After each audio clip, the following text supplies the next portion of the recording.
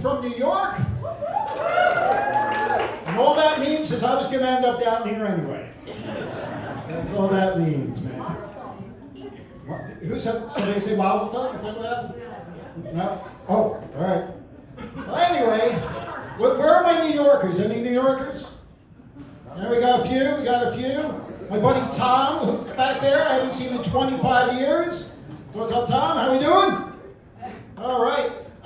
Anyway, I live down here now. I moved down here about 3.5 years ago during that whole end of the world thing that was going on with the masks and everything. Going on up there, but not down here. So I fled the island of doom, and I moved to the peninsula of freedom.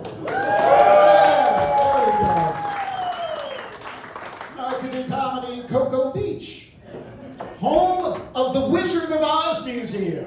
What the hell? You could have gave me 100 guesses of where the Wizard of Oz Museum was.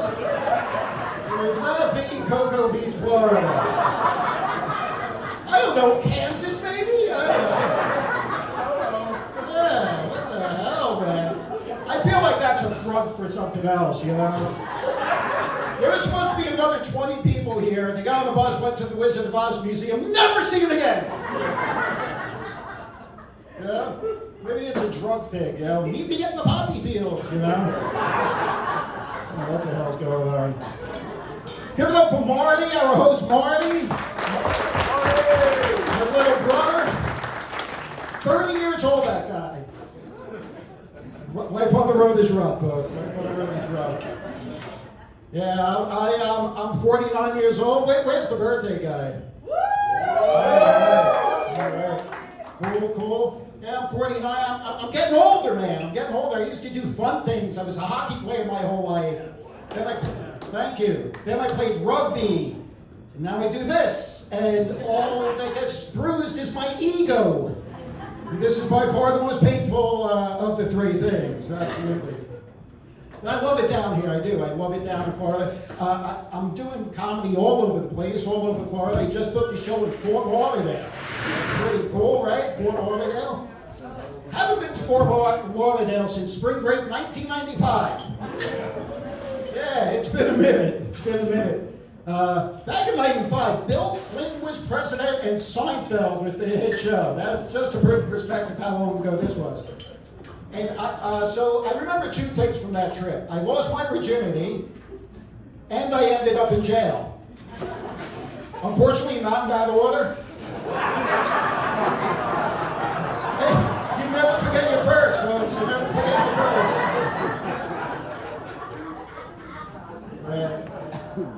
And when I left New York during the COVID thing, I had to leave because they shut down all the comedy clubs. You couldn't do comedy in New York. They shut them down, totally illegal. If you went to the New York State website that dealt with COVID restrictions, they had comedy clubs and strip clubs in the same category. I don't get that. I've never been up here like, I'm just up here so I can put myself through college. Remember once that somebody paid me more money to sit on their lap after a show and tell more jokes?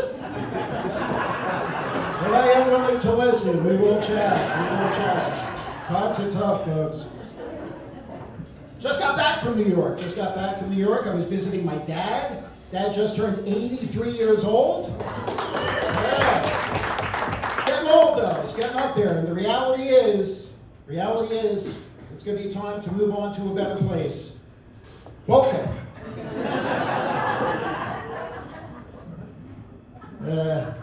My mom's not here. She couldn't make it. She had basket weaving and water aerobics. Yeah, so anyway, she's not here, so let's talk about her. My neurotic Jewish mother. That, folks, is redundant. For those of you not in the know, Jewish moms and Italian moms, a lot alike. Yeah? It's true, right? Yeah. You know, because you got the same amount of nagging. You got twice the guilt. But the food sucks. There's no good ziti and lasagna coming out of mom's kitchen, folks. And my mom doesn't get that with the text, you got to keep it short and sweet, cut to the chase, get to the point. My mom sends a text as if she's a soldier in the Civil War, penning a letter home. My dearest Adam, real letter. I take the pencil to the parchment in hopes that this correspondence finds you well.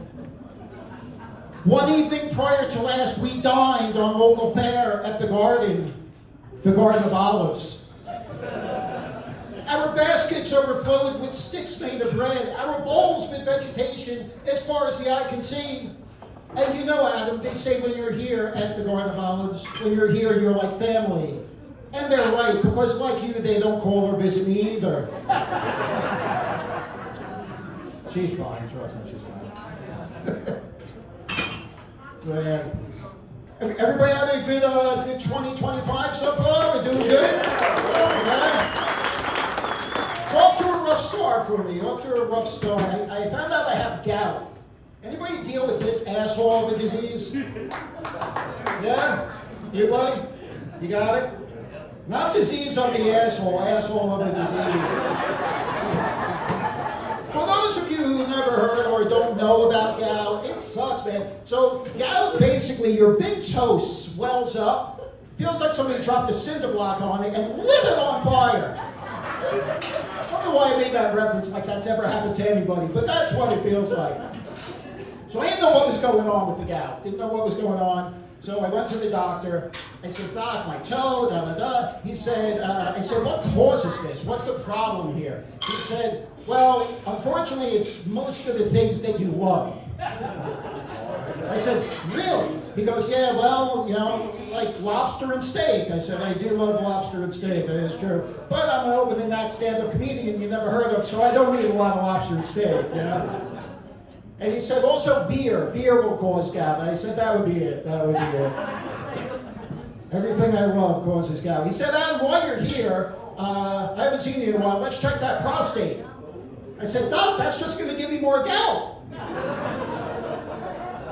That's a finger in the tuchus joke.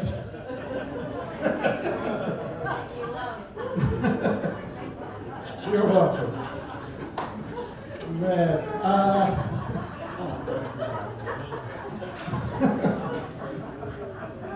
Let's think about this. The words caution and precaution. Caution and precaution. We all know these words.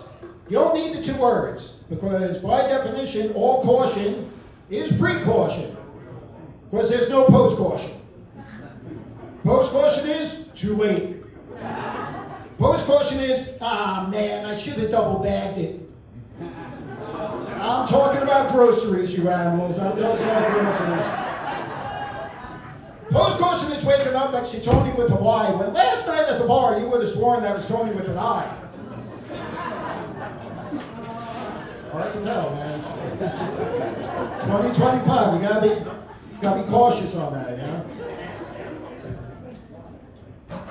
Just listen to the news on the way over. I heard a young fella died skydiving. Unfortunately, tragically died skydiving. And they said, at least he died doing what he loves. So I don't know about that. I feel like what he loved is when the parachute opened. Plummeting. Nobody likes to plummet. Plummeting is never good, yeah? Get lost here all the time, down here in Florida. No idea where the hell I'm going in Florida. Can't figure it out. Part of that problem is that I live over there in Orlando. That's not the punchline. But over there in Orlando, we got I-4 running through there. And I-4 in Orlando runs north and south. But it's called east and west. And I can't figure that out. It makes no sense to me. But then it occurred to me, it's 2025. I-4 just identifies as east-west. Anything goes, folks. Anything goes. Told that joke last week, and somebody in the crowd said, I would wish I-4 on my worst enemy. I said, really? You would wish minor traffic inconvenience on your worst enemy? Because I wish my worst enemy got ravaged by the devil, you know? And also, how many enemies do you have to necessitate a ranking system of enemies? Or are you, Batman? Man. Hey, did you hear about this? Nobody's going to admit this, but did you hear that Florida no longer has access to Pornhub. Bullshit, right? That's what I'm saying. All the guys next to their girls are like, I have no idea what you're talking about, honey. I have no idea. It's crazy. 17 minutes. We'll chat after the show. We'll see what happens, you know? Single fella, you know? Shit, magic happens, you know? Cocoa Beach, City of Lovers, you know? No, but really, they shut it down because they want to get ID. They want to make sure you're 18 years old to look at Pornhub, which is crazy, right? Like, it's kind of, that's how younger kids learn, that's what I'm saying, you know? And also, it's Florida, you already have, like, a bunch of guys walking around with loaded guns. We don't need more, you know?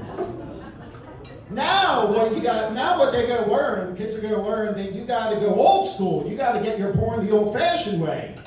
With magazines. I don't know, who remembers magazines, huh? This lady does. Of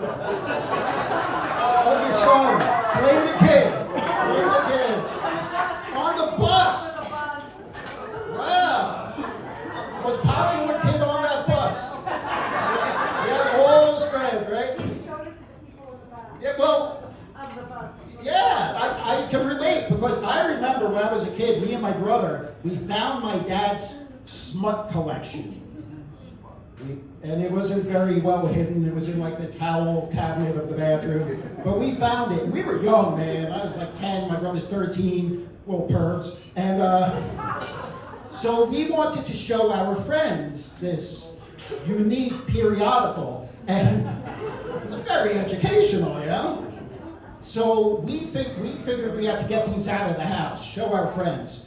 And so we threw them out the window of the second story of the house and collected them and went into the woods. Two things happen in the woods. Kids look at smut and murder. It's the only things that happen in the woods. So me and my brother and our friends, we looked and we were like, what the hell is going on here? You know? I have no idea what this was, but you know, we got an education. So then this is what happened. We had to get it back into the house. How do you smuggle porn back into your house when you're 10 years old?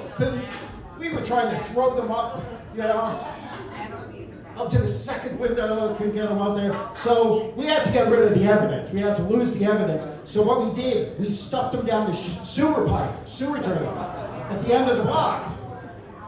But here's the problem. Here's when things went horribly wrong. Something about 13 magazines in the sewer, and then we had a rainstorm. Oh, by the way, that corner was also the bus stop. So that rainy morning, the kids on the corner of Estelle Avenue and Coach Avenue got quite the education. They saw more things than they ever would at any health class that year. Man. I'm a single guy. Any single folk? Nobody's going to admit it? You are? All right. You? No? She is. You say that? Is that tip money for me? Beautiful. We'll take it. Listen, times are tough, man. Times are tough. Speaking of which, I did lose my job. I lost my 9-to-5 job recently. Believe it or not, this is not quite paying the bills. But I'm taking it in stride. I went on all my social media, and I updated my profession to stand-up comedian. Because by default, that's all I do now. Plus, it sounds a little sexier than sells his own plasma to pay rent. So $13 I will take. Even with the glitter. Yeah. But yeah, I'm single, man. I tried dating. I'm bad at dating. Once I get in a relationship, I'm cool. But the whole getting to know you thing, I'm terrible at. Like the small talk, the chit chat, right? Like I went on a date recently with a lovely woman. Her name was Asia. So I figured I'd make small talk. Oh, Asia, like the country. No, you moron, like the continent. Excuse me, Asia, I'm not very good at geometry. Judgy bitch. But Asia and I went out. We had a good time. Listen, I had to plan this right because Asia was a vegan, so I had to plan this right. Gotta be careful, right? So I put some thought into this. So I decided I would take Asia to Birdland. Sounds like the perfect place. A bird sanctuary. We'll pet cockatiels and feed flamingos, right? So Asia and I get ready, we go out, we show up at Birdland. Folks, Birdland is not a bird sanctuary. Birdland is a fried chicken place. Didn't do my research. Yeah, I think the real deal breaker with Asia was that you picked out your chicken like a lobster. You know, just a bunch of chickens. They're like, take Fred! You know. Oh, now you're all vegans. You're at the steakhouse. Now you're all vegans. Relax. Asia and I had a good time, so we split out of Birdland. We went out for drinks. Asia's favorite drink, the old-fashioned, which, funny enough, is also what she called it when she took her teeth out.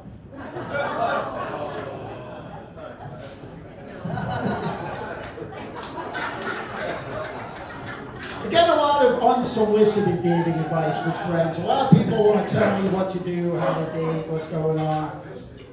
So, like they'll say something like, Adam, you should find a woman that challenges you. I'm like long division? I don't need that in my life, yeah. Or Adam, you should find a woman who has the same interests as you. I'm like laying in my bed with a bowl of ice cream on my belly watching pro wrestling. She sounds hideous. Join the dating apps. Anybody ever use the dating apps? Yeah? Who said, yeah? Yeah, one, me and this lady. What dating app do you use? Which one? Facebook. All right, Facebook. Is that how you met? Oh, cool. A success story. Very cool. Give it up for a Facebook dating app. But we're talking about me. 49 and single. Shit. No, but it's, well, like when I moved down here, I had to join them and came across a profile on the dating app, said proud mother of 6 amazing kids. Yeah. 6 amazing kids. Folks, I believe you got 6 kids, but all amazing? I feel like we're being a little loosey-goosey with amazing. By the way, her name was loosey-goosey, but that's a whole other story. All I'm saying is, if you got 6 kids, you got a couple of lemons in there, probably. Yeah? Even the Jackson Tatatito folks, yeah? My mom had 2 kids. One of them, very successful executive at a very well-known insurance company. The other one is on stage and sells his own plasma to pay the rent. At least I don't sell insurance. Here's an interesting thing about the dating apps. You could search for something casual. There's actually a category you could search for something casual. Here's the problem with something casual, though, folks. Something casual for a lady, very different than something casual for a fella. Something casual for a lady is like, oh, I can wear this new tennis outfit I got. Something casual for a fella is, oh, I'm going to get a handy in the Wizard of Oz Museum parking lot. That's casual, you know?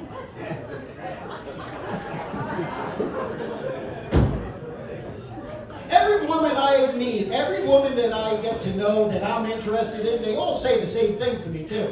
They all want somebody who has their shit together. We all know this term, right? Have your shit together? Folks, 49 years old, never have I had my shit together. I've had it, but when I first moved to Florida, I kind of had my shit together because I was living in my car and I was driving for Uber. There's your home, your car, and your job right there, you know? And then I slept with one of my Uber fares, so, you know. For 3.5 glorious minutes, I had all my shit together. It was fleeting, but it was fantastic, you know?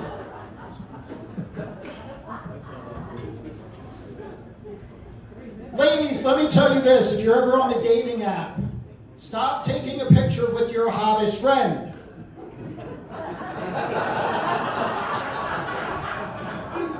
Because we're going to find out. Yeah. friend. It's better by comparison. A lot of women have these, group photos. A bunch of people in there. You gotta scroll through to see which one you're looking for.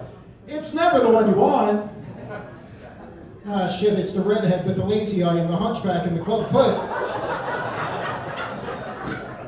I told that joke one time in Daytona. On the way out, this woman walks up to me. She goes, "Was that joke about me?" I said, "No." Right behind her. "Was it about me?" What's the odds? A lot of women have beautiful photos, absolutely gorgeous photos, but they're all taken from the same angle.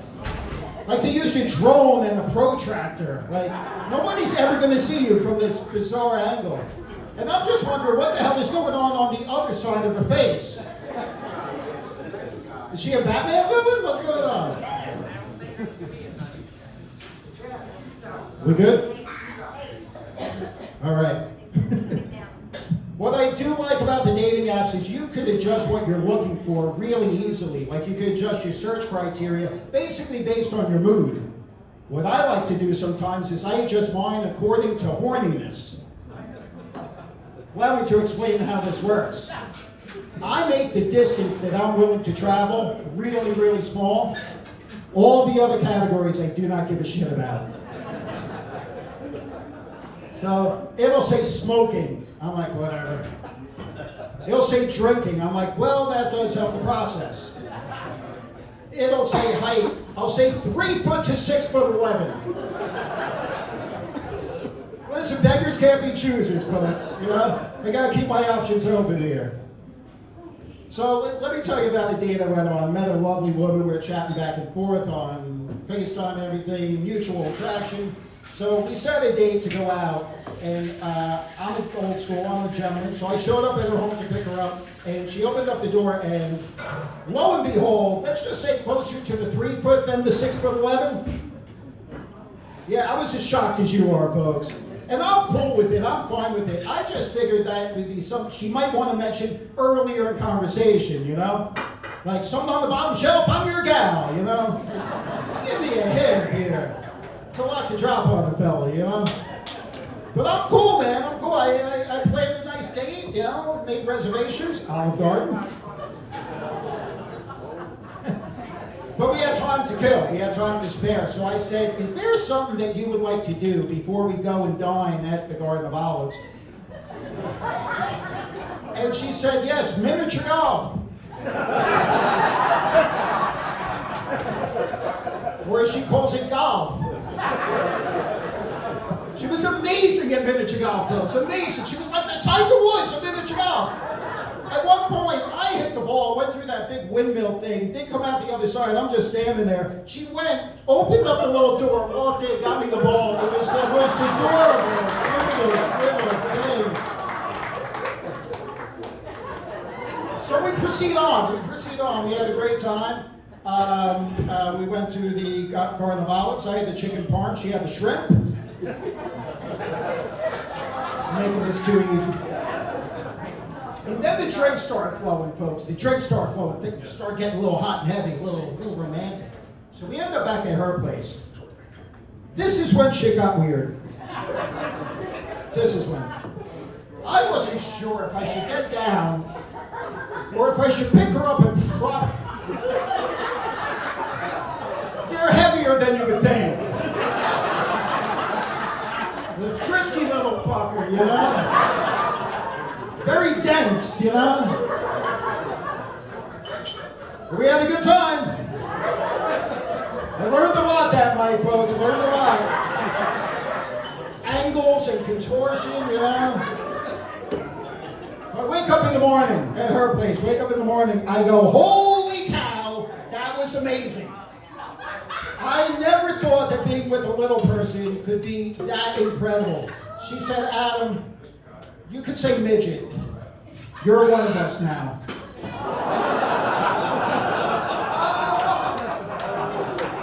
I said, well, I spent the night. I would say I'm one of you. She said, I was there. You're one of us.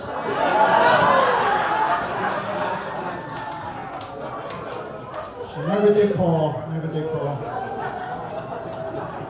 Folks, before I go, I little stickers here. I'm giving in the back, giving these out. I accept donations because I'm running out of plasma. So anything, seriously, $1, $5, whatever you got. This one has Steamboat Willie on it. Says has Mickey Mouse on it, and it says "Keep it clean, motherfucker."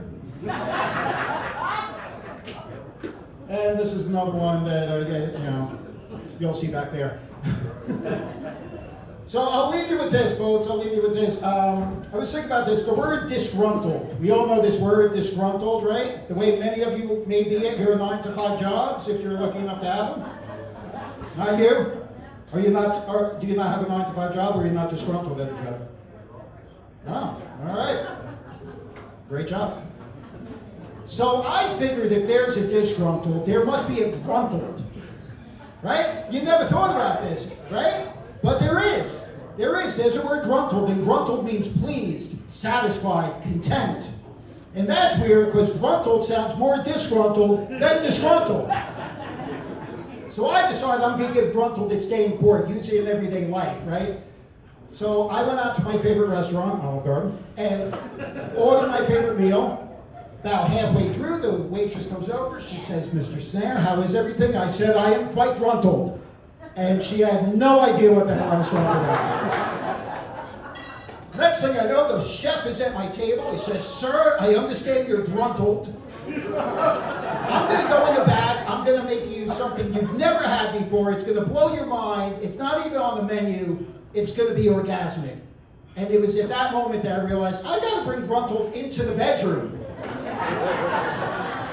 So fast forward, I'm in the bedroom, I'm having the sex, about 20, 30 minutes, 5 minutes in, okay, 5 minutes in.